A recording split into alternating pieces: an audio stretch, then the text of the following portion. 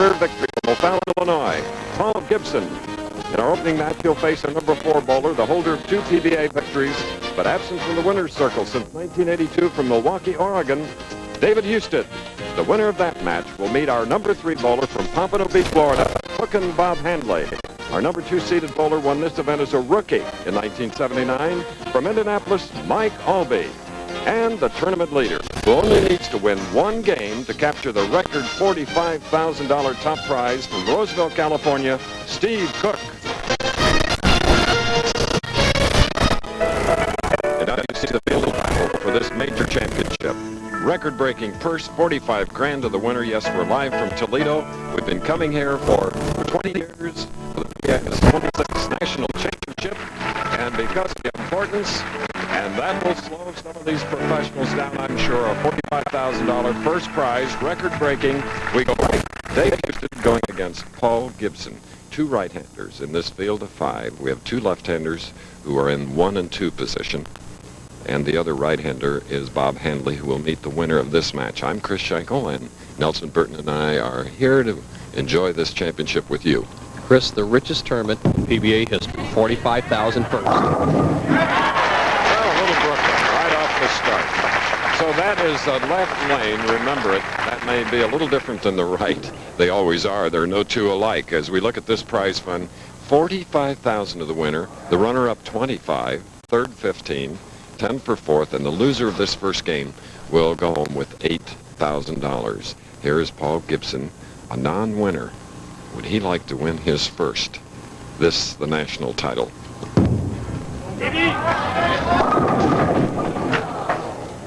So he left the 4-pin with that red bowling ball.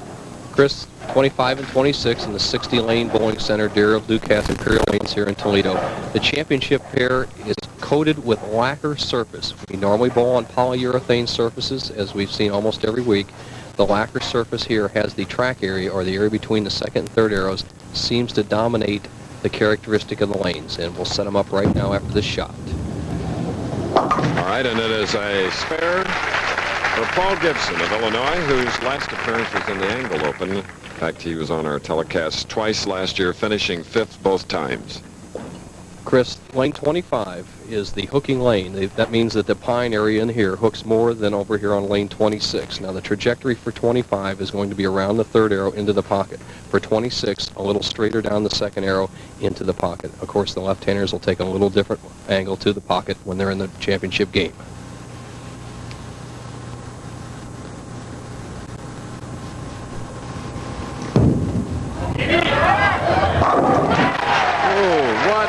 Solid pocket hit. Talking about solid, that's ABC's Wide World of Sports today.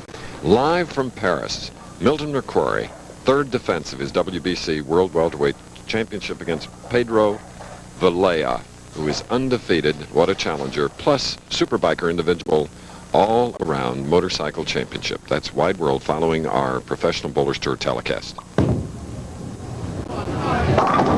Crossed over again, but this time did not get the strike, leaving now the 6-9-10. See the ball of David Houston. It's crossing over into the 1-2 zone. He leaves the 6-9-10 spare as he quickly goes at it. So here in the second leg of bowling's Triple Crown National Championship, it's a strike and a spare for David Houston of Oregon. Houston with a really, really nice style. Takes that good, solid push away, 5-step delivery, and look at the height of his backswing. It goes all the way up, almost over his head, a little bit like we saw Pete Weber, and then he drives through with that pivot step and into the shot. He's now up on the left. Only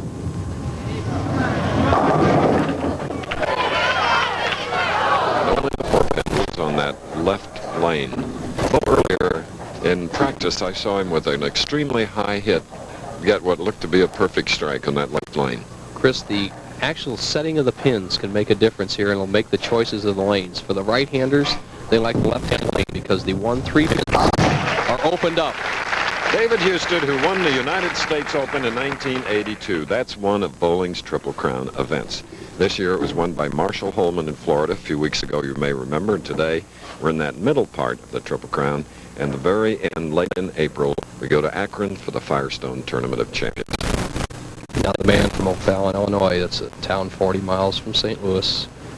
He bowls in the league there with the Weber family.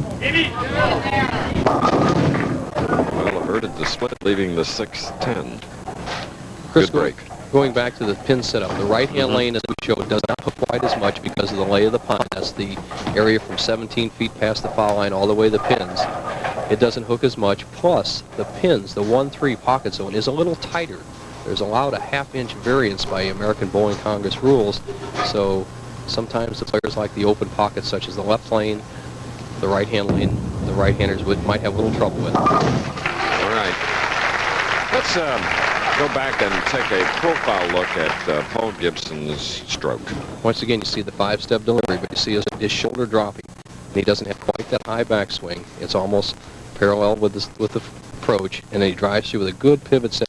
Notice how deep he is with his left foot, almost into the left channel, playing that inside line, following the track. It's hard to believe that he hasn't won a PBA title yet. 6-year member of the PBA.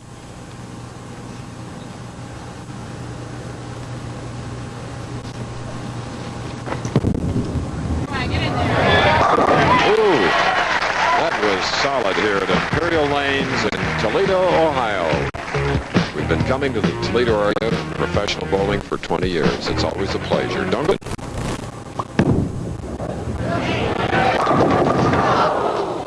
And he left a 10-pin, and you got the reaction from the crowd, Bo. Boy, they're really into this, our very first match. A knowledgeable crowd here in Toledo. As you see, the right-hand lane doesn't finish or quite as much at the pockets. You see the 3-pound, 6-ounce, and 7-ounce pins.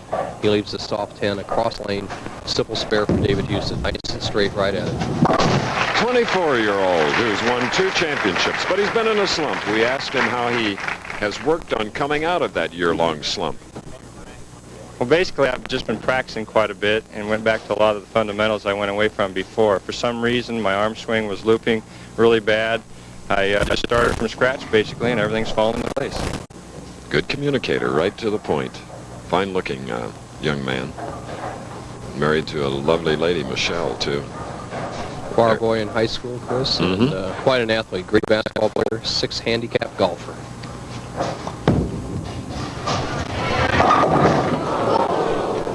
Well, there we have our first split.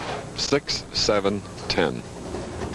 Once again, it's the left-hand lane. Last year, we remember Bob Chamberlain went through the field here, winning all 4 matches in the national title. He was the ability to hit the left-hand lane. As you see the odds, 5-1. Houston's going for it. So it's an open frame. That can be disaster. We'll see what Paul Gibson will do now. He's shooting in the 5th frame, and he has a strike up. He has a 16-pin lead, can increase it to 26. He's on the right lane. Paul, also an excellent golfer, as many of the pros in their off-time play golf. Has a more of a muscular game than David Houston. He uses that upper body strength more than Houston as he muscles the ball through. Has a chance to take a big lead. Leaving the 4-pin. All these professionals, Bo. And Bo, congratulations on finishing 7th in this championship. 3rd last year, but you're sneaking up on it. Sneaking the wrong way, though, Chris. 3-7. Gibson is using one ball on the right-hand lane, Chris, the one that hooks quite a bit more than the ball he's using on the left-hand lane, so he can hopefully play the lanes the same. The biggest drawback is the feel of the ball is not exactly the same. 2 balls never feel exactly the same. It's hard to switch back and forth. The professionals with their great hand-eye coordination. And earlier we asked Gibson why he bowled so much better on lacquer than polyurethane conditions. I seem to bowl much better on the lacquer surfaces for a couple of reasons. First of all, for about the past 10 years, I lived in St. Louis, and most of the houses there are the lacquer conditions. So for my serious bowling, I've mostly been bowling on those kind of conditions. Secondly, it seems to fit my game more. The back ends seem to be a lot tighter in your lacquer conditions, and I like playing a lot of hold up the pocket. So it allows me to play my favorite type of game, and also it's what I've grown up on.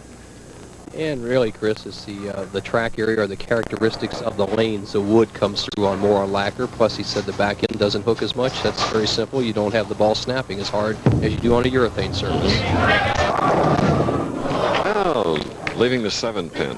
Bo, this has been a grueling, a tough week for all of the professionals. 56 games before they got into the finals. You're right, Chris. So we started on Sunday. As you see, Gibson's ball sliding in, almost leaving the 5-7. The head pin comes off the sideboard, drives out the 5, leaves the 7 pin. Very interesting how he's switching balls. He's using the red or cherry-colored ball on the right-hand lane and for left-hand spares, and the black ball on the left-hand lane for strikes. Tough way to go. All right. And we're talking about the long week, and graphically, Terry Jastrow and Peter Engelhardt can really show you what it was like Sunday. Practice and Pro-Am. Over 1,100 adults participated. Monday, 238 in the Rabbit squad. 134 made it then, to go along with 108. Bo, makes me tired just to look at the number of games you have to bowl. 56 games in all. Quite a grueling test over a short period of time. Some good athletes like David Houston, Paul, he sort of held his breath, and he knew that it was a wobbly one, but it's a strike in the 6th for Houston, trailing by 15. First match. Big shot for Houston as he wipes the oil off his bowling ball. The left-hand lane, he's been high, had that 6-7-10 split in the 5th frame. He trails by 15 pins. A strike here will drop Houston down to just 5 pins behind as Michelle looks on. Big shot right here, 7th frame.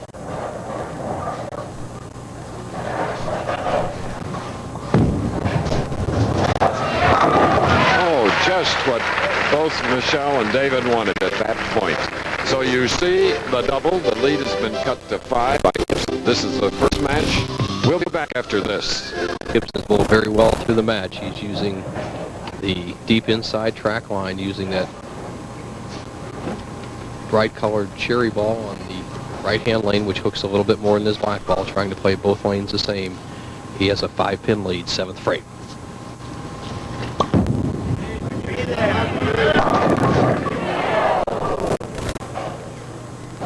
What happened, Bill? Well, he's in that deep inside line. You see the posture of his ball right here. You want it to break all the way in, but it doesn't quite get there, and the ball will deflect off the 1 and 3 pins and leave the 5-7. There, it hits the 1, hits the 3, and you see it doesn't bite enough to get the 5. Chris, it's too deep of line. With the new pins that we're using out here today, the Pro Tour started with new pins this week, are a little more difficult to knock down than pins that have a few games on them. He'll give this a good shot, though.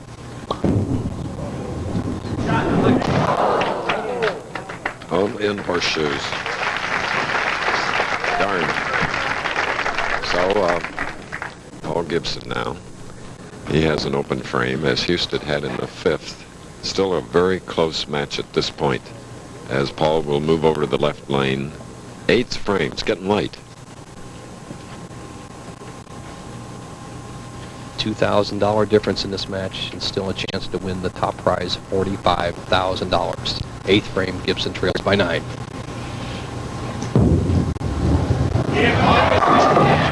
right. Let's look at his line to the pocket, Bo.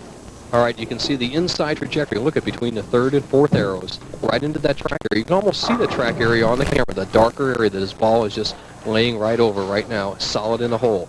Now on the right-hand lane, he should play a little farther out, I believe, and use the same ball. Let's see what Houston can do here. Leads by 9. High hit, avoided the split, but left the 6-10. For players that have never rolled in a lacquer house, what you have to do on lacquer is keep that ball in that track area and keep that speed up. Houston has a good line to the pocket, but he's been a little soft on a few shots. He needs this conversion here to stay in the lead.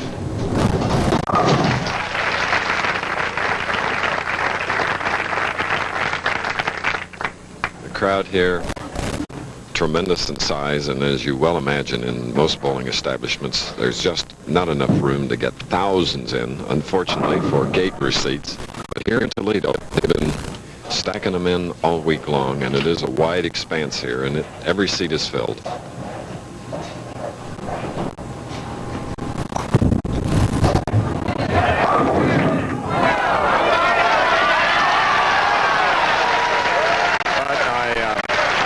Tell you, ladies and gentlemen, wherever you are, you have the best seat in the house for bowling. You see it all up close. What a great break. And Chris, you were talking about that wide open rack on the left-hand lane. It came into play. You see the pin action you get on the wide open rack as opposed to that soft 10 that Houston left before on the right-hand lane. Watch him root this one out. Maybe it was that kick that knocked it over. Gibson trailing by 7, 9th frame. If he strikes here, he'll have the lead.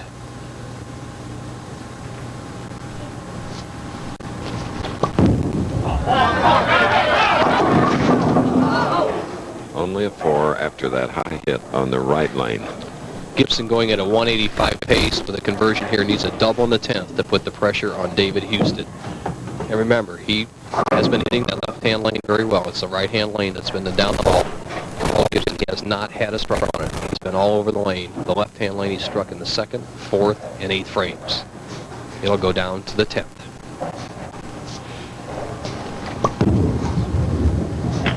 All right. And, Bo, isn't that just the way on paper you'd like to have it in a national championship, your very own, the Professional Bowlers Association, where it is competitive right down to that last frame? The best players that have lasted the 56 games starting last Sunday are down to those last critical games, the championship round. For Paul Gibson, his job is very simple. He needs 2 strikes to put the pressure on David Houston. Last year, the champion was Bob Chamberlain. This year, he finished 150th.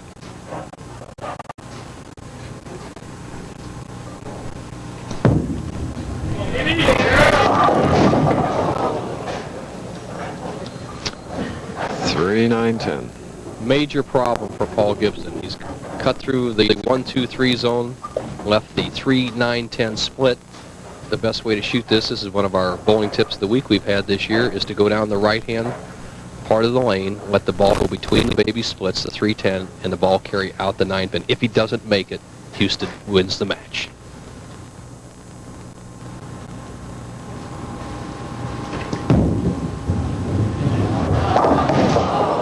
David Houston will meet Bob Hanley. It's $8,000 for Paul Gibson, who just could not convert on that last shot.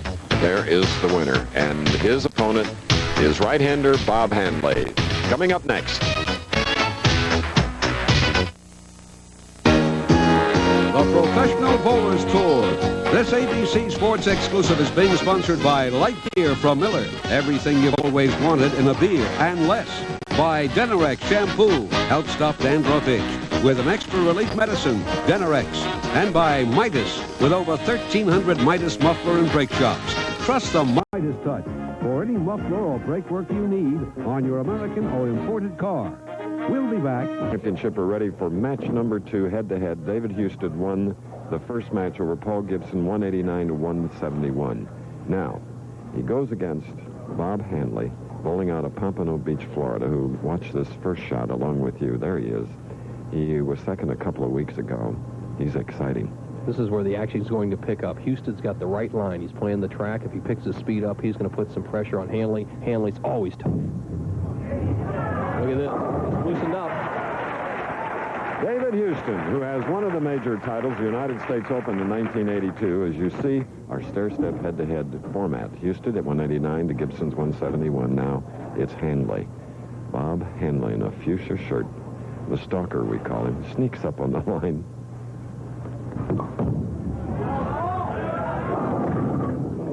He didn't live very dangerously on that shot. That wasn't very much outside.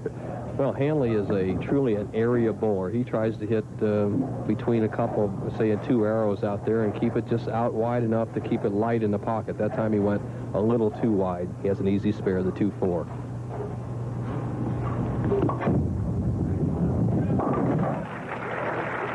Here's the man that lost in the finals to Ted Hannes at the True Value Open in Peoria. Look at that, how he winds up. The man that Chris Schenkel has nicknamed the Stalker. Watch his wrist. Look at the cup right here at the top. Right there as he generates the power and drives through with that pivot step. Now watch his right foot. See it drive through, come right up on the toe, and just coils and then releases it at the point of release. And a former history teacher, a graduate of Pittsburgh State in Kansas, Bob Hanley, getting his first strike. And this is the second match. Winner of the first, you're looking at him now, 24-year-old David Houston of Milwaukee, Oregon. Career earnings, 304. Needs a win this week to re-qualify for the Firestone Championship. And with the National Championship goes a 7-year exemption. Sort of a light hit, leaving the 2-4-5. The right-hand lane, we talked about lacquer, showing the characteristic of the wood. You see the ball come in light, leaves the 2-4-5 as Houston quickly grabs another ball, low-friction ball, to make it go straighter to cover the spare.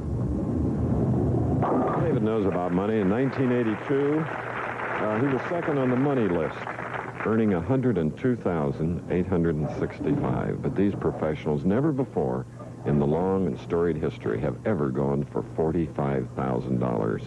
The victor's share here this afternoon. Michelle Houston looking at her husband off the side, David, who's zeroed on his left-hand lane. All right. And Bob Handley's work is cut out. Bob, when last up in the second frame, had a strike. Now he'll be shooting in the third on the right lane. Big Bob made a tremendous charge last night in the 56th game against Marshall Holman. He shot a phenomenal .268 to jump up to the number 3 position. He can take the lead with a strike. And Marshall Holman, who won the United States Open in Venice, Florida this year, finished 8th behind Bo Burton. Revolutions. Look at it. Bob Handley gets 15, 16 revolutions as the ball enters the pocket. Now watch, we talk about not deflecting. You see Handley's ball continue to bite and drive through as it hits the 1, 3, 5, 9. Has a 10-pin lead, can make it 20 with another strike.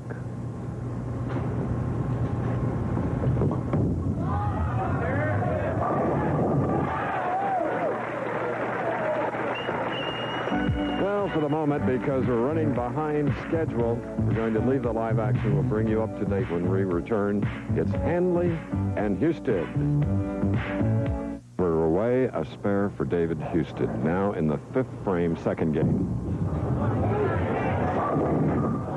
He left the 10-pin on the right lane while we were away. He left the 2-4-5, no problem with it, marking with a spare. He's going against Bob Handley. What a match it is. It's the second. Houston winning the first. 189 to 171, Paul Gibson.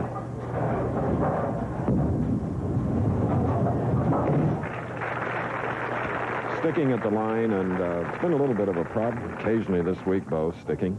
They've had a little problem with them sticking at the line, and especially when a player shoots a spare in the championship rounds, often in the hours practice they have before we go on the air, they don't shoot spares and buff out that part of the approach. Here's Handley with a 21-pin lead.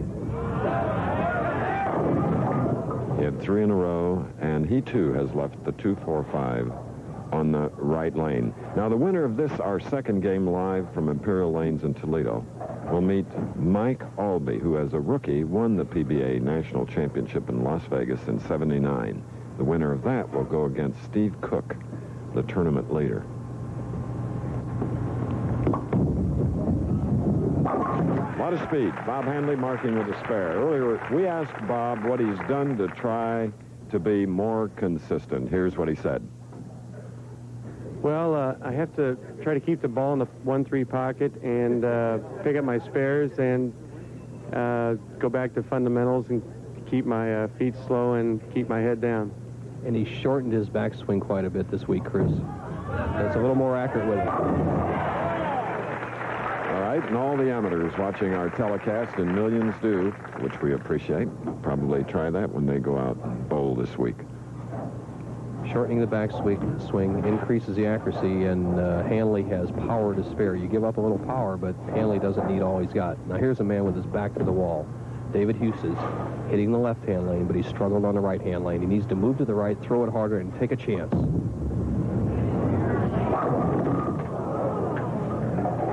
The adjustment for that half hit and that light hit like that, Chris, is to move a couple of boards to the right on the approach and actually speed the ball up, get a better angle to the pocket so you can knock the pins down.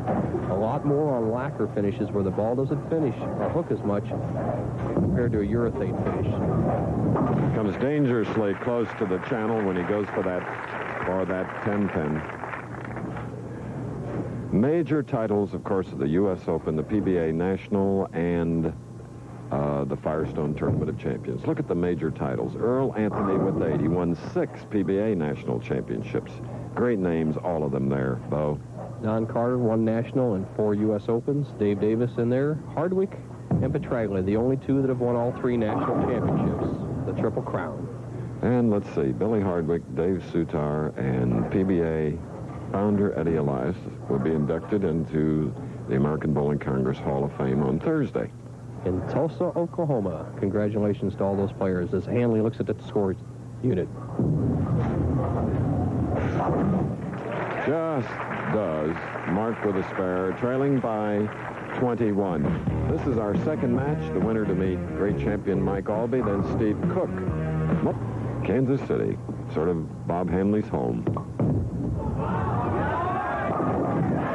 At least he was born in Kansas, and boy, he learned how to throw strikes. He has a double working for him, and boy, working with Bo now. Check this out, Bo. Thank you, Chris. I'm with the wives of the tournament leaders, Mike Albee and Steve Cook, and these two players possibly could be bowling each other for $45,000. What's your thought, Candy, on $45,000 against your brother-in-law? I want Steve to win. I think Tammy probably wants Mike to win.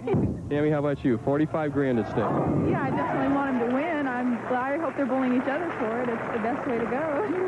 Well, Chris, regardless of who wins, if they bowl each other, it stays all in the family. Oh, they won the beauty contest here today. No doubt about that. But one of them may have to face Bob Hanley, who has again put Turkey together. Houston trailing by 41. More like it on the right lane for the 24-year-old from Milwaukee, Oregon, U.S. Open titleist when it was staged in Houston in 1982. This year he 39th on the money list, 10,555. Loser of this game in the PBA National Championship will get $10,000. Loser of the next 15, and then 45 and 25,000. Must shot for Houston. Nope. Big trouble. Right now, the best Houston can do is 206 if he converts the 610 spare here in the ninth and strikes out. Right now, Hanley is going at 230 pace.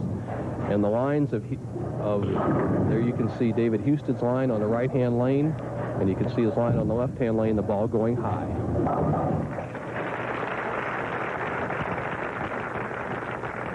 Okay, Wide World follows our Professional Bowlers Tour telecast today. Boxing and motorcycles. Tomorrow, 2:30 Eastern, the Los Angeles Express are hosted by the New Jersey Generals. And they'll be in East Rutherford, New Jersey, and our ABC telecast will originate from there. And two great young quarterbacks. Steve Young with more experience as a pro, but Doug Flutie and with 4 touchdown passes last week, though, may have overcome the baptism of fire. You're right, Chris. He's rolling out, and Young is staying in the pocket. And you're looking at the winner, Bob Hanley. We'll have that final score for you a little bit later on. He will meet Mike Albee, the left-hander. PBA National Championship, the Toledo Trust event here at the Imperial Lanes. Our second match is concluded. Bob Hanley has come through with a walloping 256. David Houston, who had won the first match 189 to 171, could only muster out a 196. So it'll be Mike Albee, the left-hander, against Hookin' Bob Hanley next. Next after our telecast here in Toledo, Ohio, will be ABC's Wide World of Sports.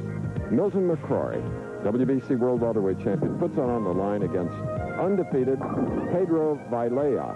And that is a real test. Villela is a very, very tough left-handed opponent. That's live from Paris, plus the Superbikers from Carlsbad, California. Now it's time for a tip to help you with your bowling game. Interesting rules on the 2-8-10 split, amateur and professional. No one can explain it better than Bo Burton. Here he is.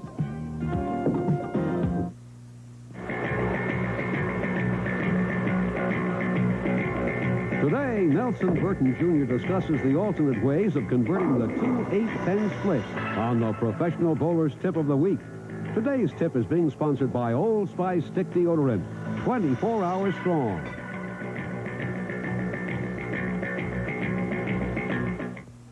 The 2-8-10 split. I often leave it, and we see it quite often on Saturday afternoon on a Professional Bowlers Tour. Now, if I shoot for that split right-handed, it's very difficult to make. But if I switch and roll at it left-handed, I greatly increase my chances of converting the split.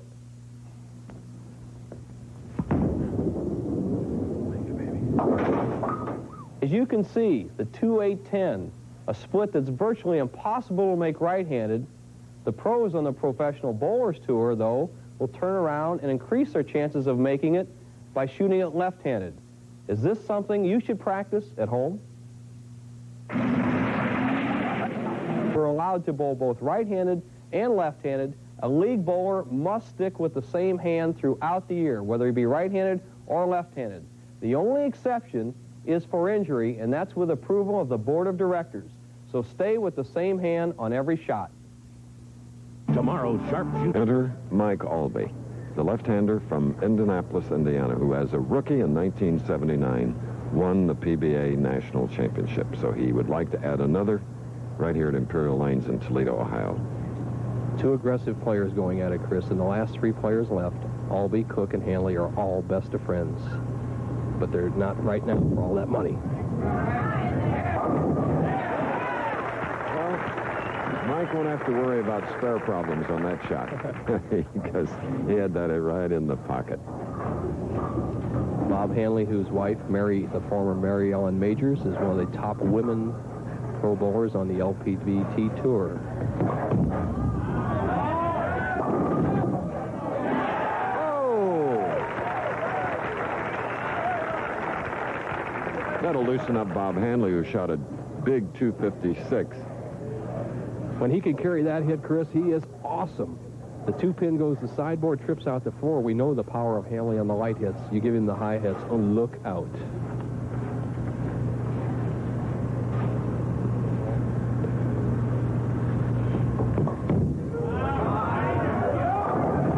He'll take it. A little Brooklyn, Nelson. He's got them all. He hasn't missed the head pin and got a strike yet, but he's been on the left side, and he's carried the 4 out. We saw him rip a couple of racks. What a way to start. But here's a Mr. Cool right here, Mike Albee. Bowls his own game, won the first term of the year, the AC Delco Classic, in just terrific style. He's got such good demeanor out on the lanes. He's a tough match game player. 24 years old. His birthday coming up March 25th.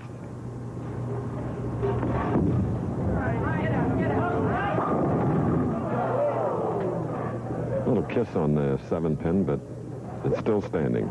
And the 7-pin, Nelson, is a problem sometimes for Mike. You're right, Chris. At the Grand Prix over in Paris, he missed the 7-pin twice in the championship match to blow the title. And I'm sure he's worked on it a lot. He told me that, but it could be a little mental game here if he makes the 7-pin. It'll help him out. Oh, did it beautifully. Take a look at you left-handers at Mike Albee's profile. Real nice, just solid all the way through. Albee's been a star since he came out on the tour. He has that nice 4-step delivery, cocks that wrist at the top, gets a good knee bend, good arm extension, high follow through. Trails by 10 pins, third frame.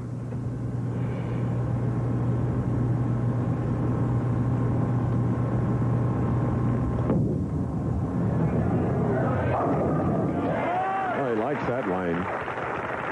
2 strikes on the left.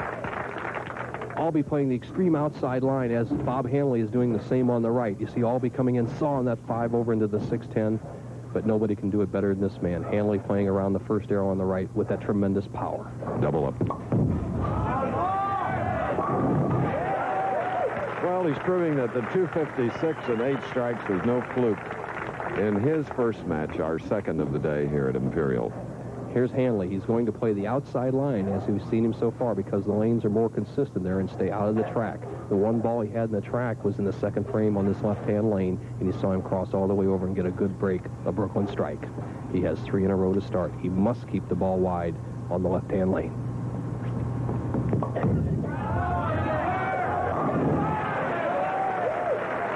Four-bagger for Bob Handley, whose wife, a professional bowler, Mary Ellen, is where in Toledo. And Bo, 4 in a row. You see it on the score sheet on the right. Bob Handley.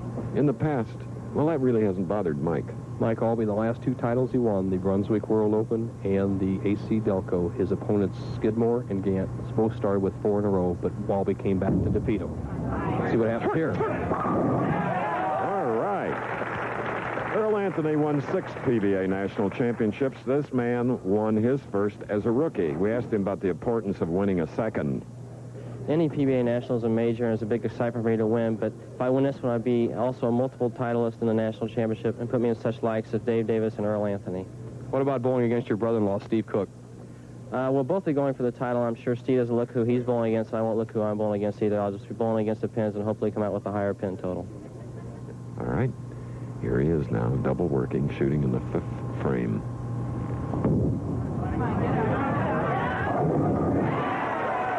A mixing strike, smooth delivery of Mike Albee. And perfect through 4 frames, but let's replay Mike's strike first.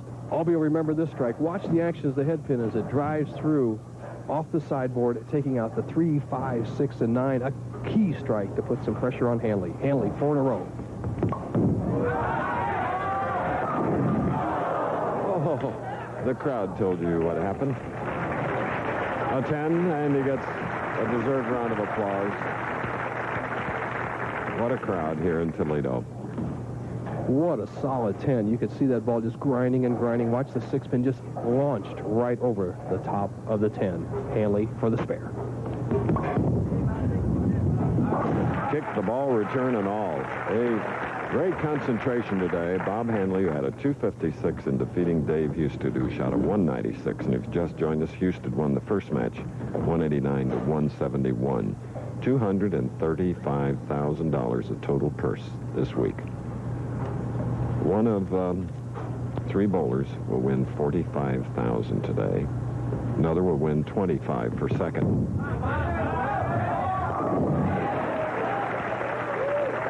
Who will it be? The last right-hander surviving in this field of 5.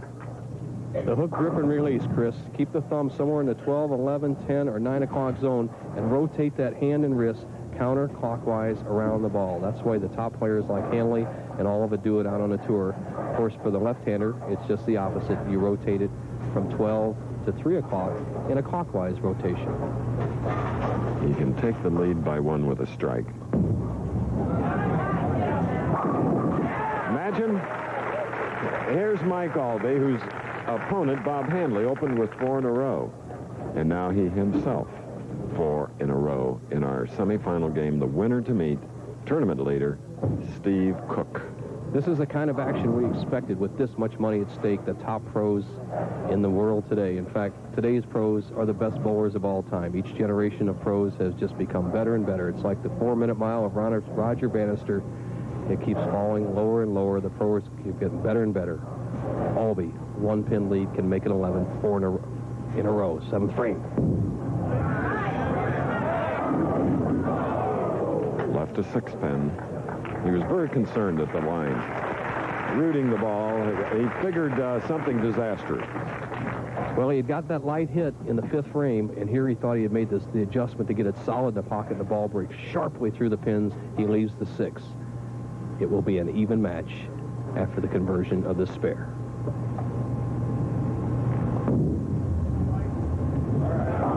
So what could be finer here in Toledo than an even match?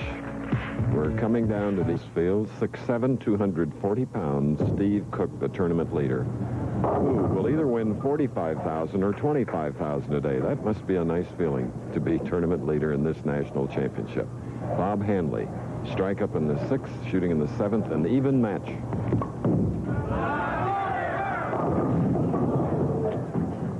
Two-four. Hanley sends the ball wide out to about the 5th board. He breaks through, and watch the action of the head pin as it comes back and takes out the 5-pin, the critical pin that you usually chop. There it is. There's the 5-pin standing. The head pin comes in and takes it out, making that spare much easier. Another good thing that happens when you have a lot of power. Well, they got that one out of his system, he hopes. He almost chopped the 2 off the 4. Hanley's improved his spare making so much with that straight shot, and I could see a player such as Mike Durbin or somebody chopping the 2-4 straight back, but not a power player like Hanley.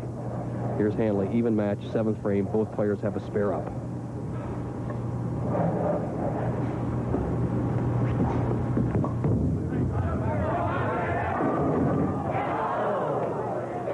Chris, remember the rack? You talked about it. The 1, 3 pins. Watch this ball. We've talked about it before, how the ball hits the 1, 3, 5, and 9. Watch the power of Hanley. Nothing even stops the ball.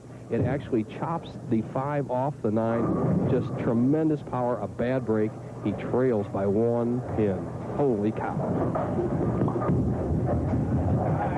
And gets his spare. The next 4 stops on the Professional Bowlers Tour telecast: King Louis Open, Overland Park, Kansas. Then the Light Beer Championship in Milwaukee. And 3 weeks from today, we'll be in Baltimore, the Fairlanes Open, followed by the Old Spice Classic in Garden City, New York. The King Louis, Mark Roth, looking for that title. He's won it 3 times, looking for a 4th victory out there.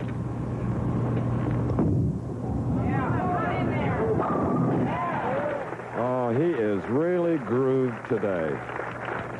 Mike Albee striking the 8th. Such a disciplined player. Look at this. I'm going to play the outside line for the better carry, and is evidenced by that tremendous break he got in the 5th frame. And the inside shot if he needs it. Well, he doesn't need it right now. He's stroking along. He has Hanley right where he wants him. He could take a 11-pin lead with a double here, the critical 9th frame. And he's taking a little more time now. Always sets himself beautifully on the approach.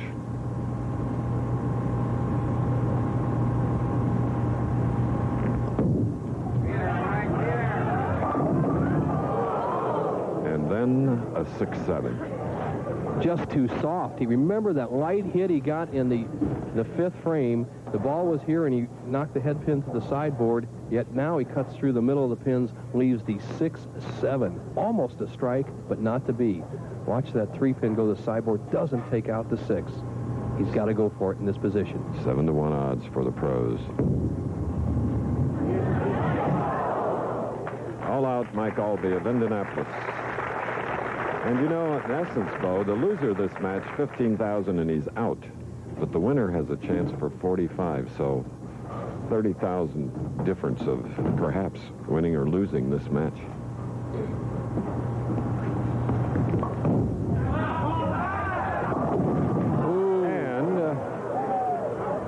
Important shot for Hanley, and he hands the score right back to Albee. Cuts through the heart.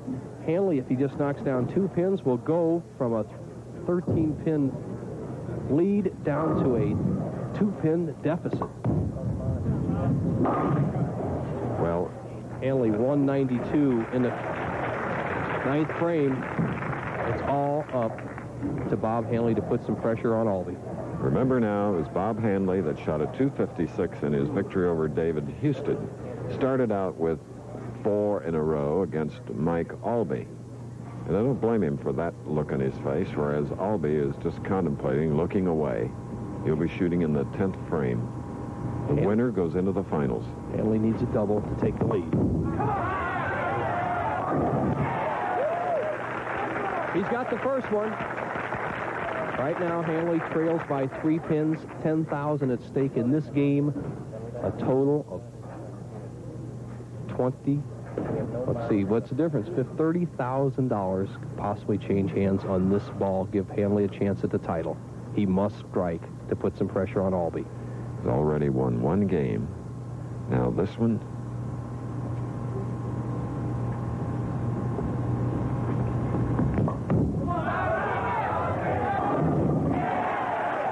Oh, tripping the 4 did it.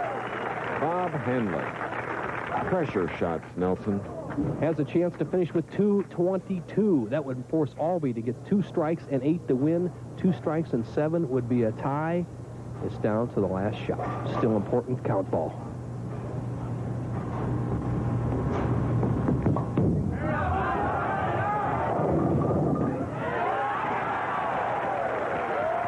A shot that nearly went into the channel.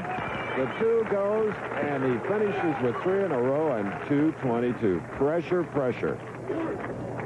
Albee needs 2 strikes and 8 to win. 2 strikes and 7 would be a tie. He must have this shot. Sounds so final, though. It is. Must strike.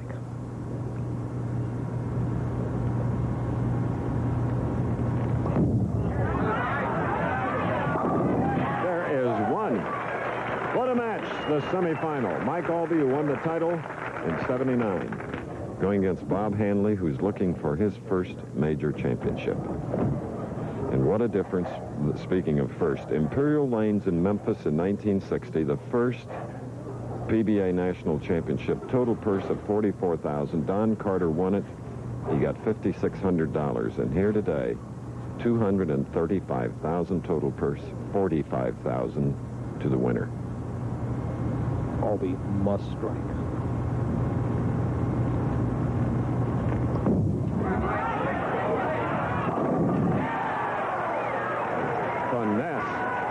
What a tremendous shot. Hanley even has to admire that one. Look at this ball. He sends it out. Look where it's hanging, 5-6 feet from the head pin. It's almost in the channel. Trust is a must, and that was trusted. He almost threw that in the channel. It has to be going through his mind right now. He needs 8 or better to win. 7's a tie. We'd have a 2-frame roll-off. 6 would be a loser.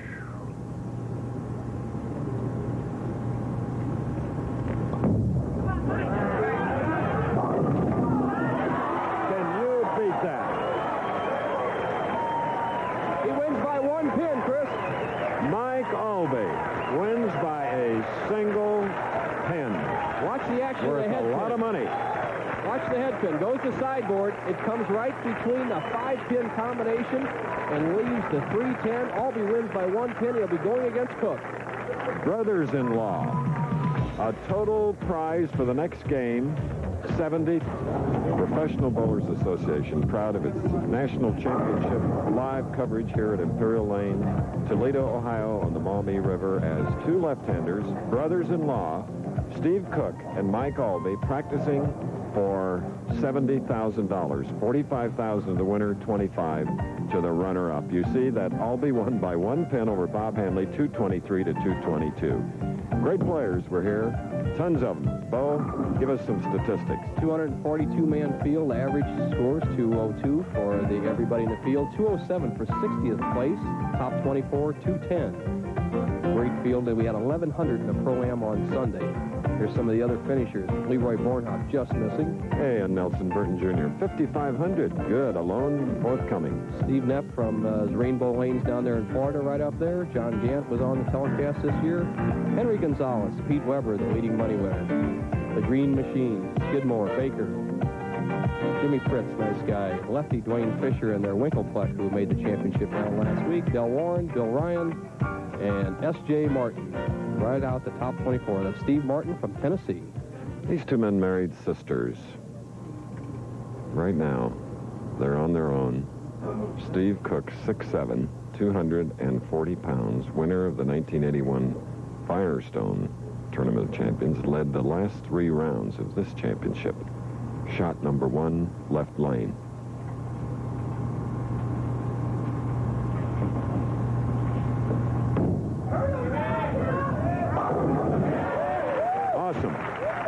So is today's Wide World of Sports. Live from Paris, WBC World Welterweight title, Milton McCrory. 3rd title defense against Pedro Valleja. Undefeated challenger, plus Superbikers. Individual invitational all-around motorcycle championship. McCrory is going to be tough to beat with all that power. He's had 20 knockouts. Valleja, just 5. Here comes Albee, looking for the knockout punch. A 10-pin. The one problem that Albee has had, we've seen him in a championship match, as I said once before, he missed the 7-pin twice in the championship match in the Grand Prix of Paris a couple of years back. But remember, this is how he started the first match. He had a 7-pin he converted easily on this lane. All right.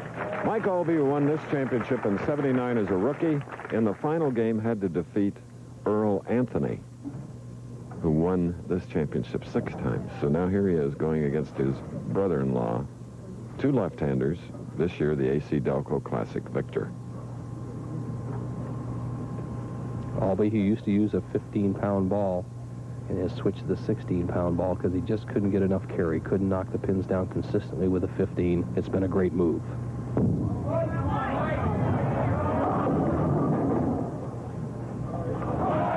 Eight goes, no sleeper left, but a 2 stands. Gets a good break, a much easier spare. Watch the action of the pins as the ball enters the 1, 2, 3 zone and apparent split. And look at the pin coming out of the pit area, knocking out the 7 and 8. Very easy spare compared to the 2-7-8 split. So Mike Albee now marking with a pair of spares in this, the title match. Again repeating, $45,000 to the winner, $25,000 to the runner-up. Roseville, California. The tournament champions victory that Steve Cook had. He bowled one of the greatest games of all times from the #1 position. He started out very aggressive. He started with 10 strikes in a row, and he ultimately ended up with a 287 game. He started this title match with 1 in a row. He won $40,000 for the Firestone. $45,000 is available today.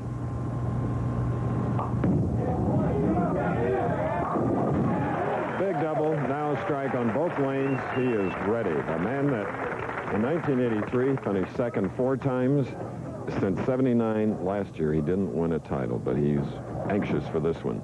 The big guy. Look at the position of the ball. It's all the way at the top of the swing. Now the pivot step and driving down that 6'7" frame at the deep knee bend. You just can't do it any better than that. He snaps all 10 pins in the pit. He has an 11-pin lead.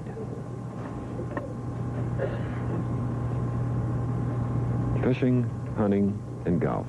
3 things he enjoys when he's not out here making a living.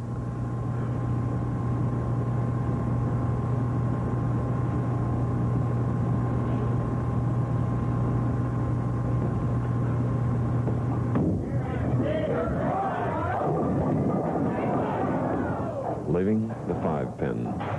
They talk about the pros and cons of a power ball. Here you see the posture of Steve Cook's ball out on the first board about 10 feet from the head pin.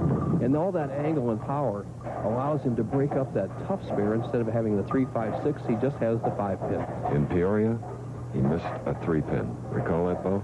Remember, Chris, in fact, he probably remembers more than anybody. He gave away a chance to win the $27,000. I think the 5-pin he should hit right in the face.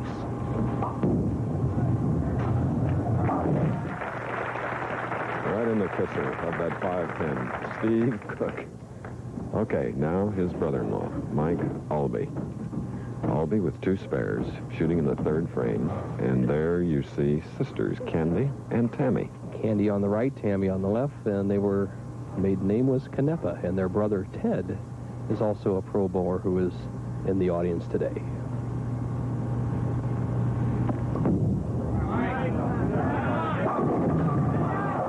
And Mike plagued with another 7-pin, and that's the pin he has problems with.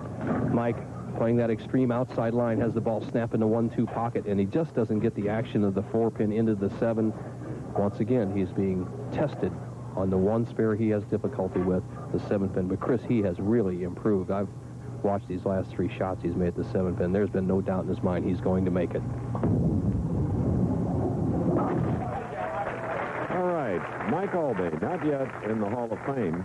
Someday he will be. There is an all-time Hall of Famer here. Bo, look at him. Buzz Fazio. What a pleasure to see him. Buzz, just a tremendous man. He lives in Delton, Michigan on a farm. He's 77 years old, one of the great bowlers of all time, and he bowls in the ABC, American Bowling Congress Hall of Fame Classic tournament that's held in St. Louis right after the PBA Tour is over.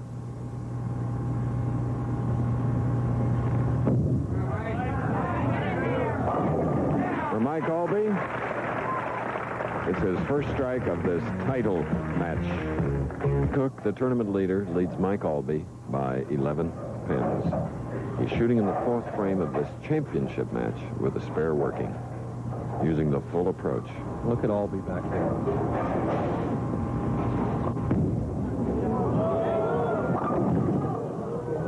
And though sooner or later, when that ball really gets heavy for $45,000, look at that. Unbelievable. It's a centrifugal force and spin of the ball that actually holds it on the lane. If the ball had been spinning the other way, naturally it would have slipped right off in the channel. Cook gets a good break, but he still has a difficult 1-3-6-9 spare to convert.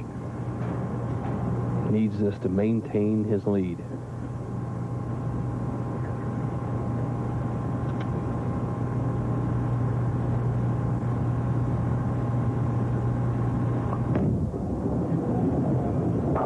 Beautifully done.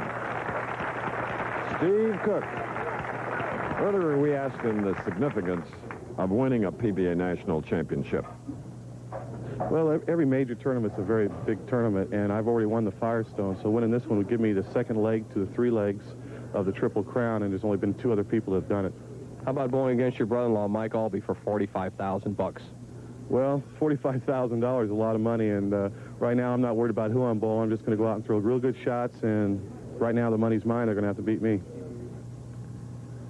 Well, physically, you couldn't take it away, Chris. You'll have to do it with a bowling ball. Dancing off the deck on the left lane, Steve Cook, the tournament leader. He has waited all afternoon long for this one game. David Houston beat Paul Gibson in the first 189 to 171. Then Bob Handley over Houston 256 to 196. Albee over Handley 223 to 222. And now Mike against his brother-in-law, trailing by 7. Can change that. He has a strike, working, shooting in the 5th.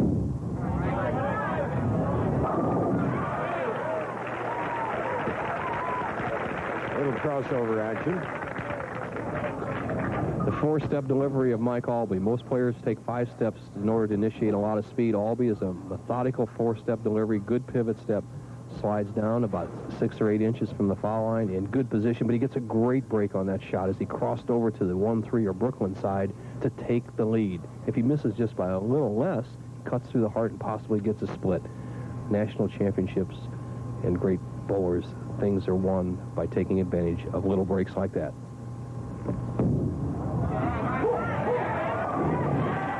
You seldom hear Mike Albee vocally root for a shot. He ran that one out and cheered for it.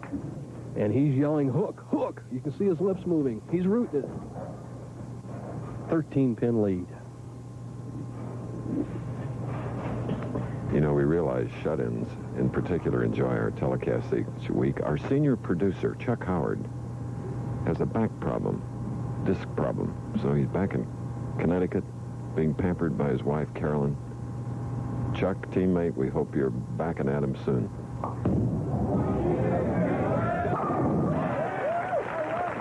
And the tax man may be knocking on his door because it's Pound Ridge, New York, not Connecticut.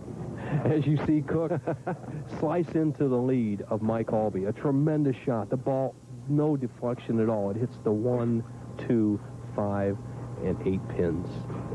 Right now, he can retake the lead. What great action. $20,000 at stake and a 7-year exemption to the Firestone. Both these players are already eligible from winning national championships as the Canepa girls, Cook and Albee's wife, look on. Each with a major title. Cook, at whom you're looking, Firestone. Albee, PBA National title.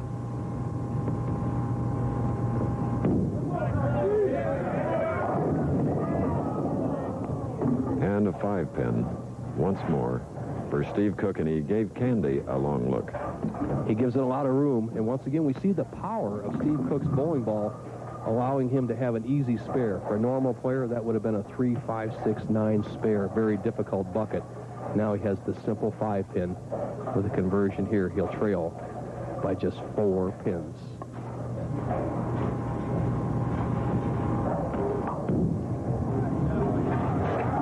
Spare in the 7th. You can see how a lane is dressed over in this area right here. You have the zone where there is very heavy oil up to about 12 feet down the lane. Then you have medium dressing down here to the 30-foot mark. And then you see the dry zone over here for the dressing, and that's where the ball hooks into the pocket. And you can see the skid, slide, roll, hook pattern of the bowling ball as it goes down the lane. Here it is. Now Mike Albee has 4 in a row. Remember, he won the semifinal against Handley by 1 pin. Great shot by Albee, taking advantage of that crossover he had in the 5th frame. Made a good shot. Shot in the 6th. Here another one in the 7th. He's going for his 2nd national championship. He has a 14-pin lead. This is the big frame, though. 14 pins is not enough pins in the lead. With Steve Cook, plus an open frame could mark disaster.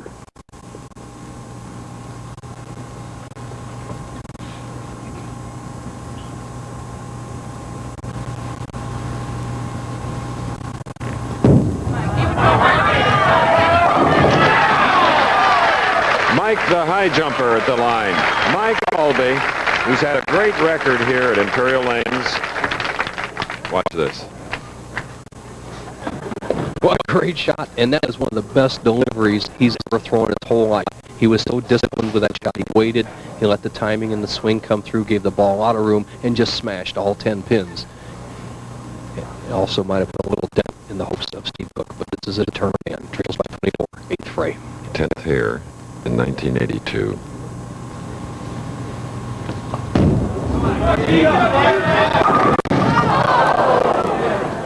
Disappointing day for this big man from Roseville, California.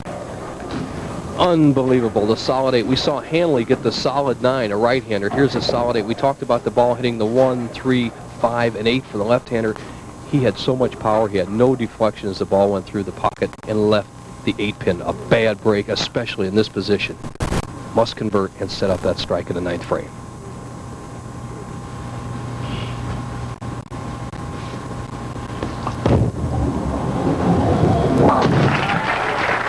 All right.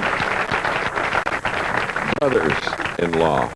In 1971, Buckeye opened at Imperial Lanes right here. Dick Weber defeated his brother-in-law, the late Norm Myers, for the title. Then in 1973 in the Ebonite Open, Buckeye Lanes in Toledo, Weber again met the late Norm Myers, his brother-in-law, and Weber won it. So the third brother-in-law combination in the finals. I think the money that Weber won for those 2 tournaments alone won't even add up to second place today. No. A must situation for Cook. He can get a 233 if he strikes out. A 7. Watch the ball finishing in the pocket. Once again, you see the 4-pin lay down in the left channel and doesn't go quite up and bump out the 7. Cook must make this spare and hope that Albee doesn't put him away. Right now, the best Cook can shoot is 222, Albee going at a 238 pace.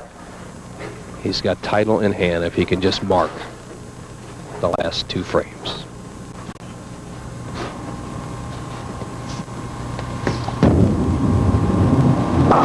Well done, the big left-hander. Now, excuse me, Chris, and now the danger of throwing the ball in the channel, sending it out too wide, or getting the big split has to be imminent in the mind of Mike Albee. Leads by 26 as a 5-bagger.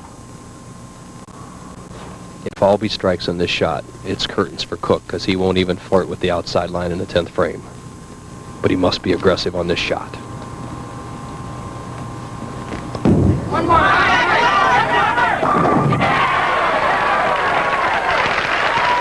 24 years old, Mike Albee.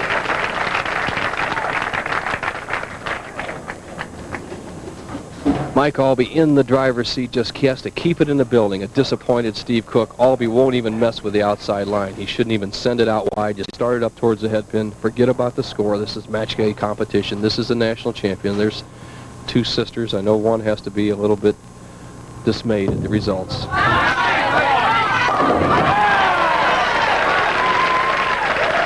Well, his second PBA National Championship, his wife Tammy on the left and his sister-in-law Candy on the right. It's been really tough for the Cooks, Bo, because Steve has finished second so often and third so often in the last couple of years.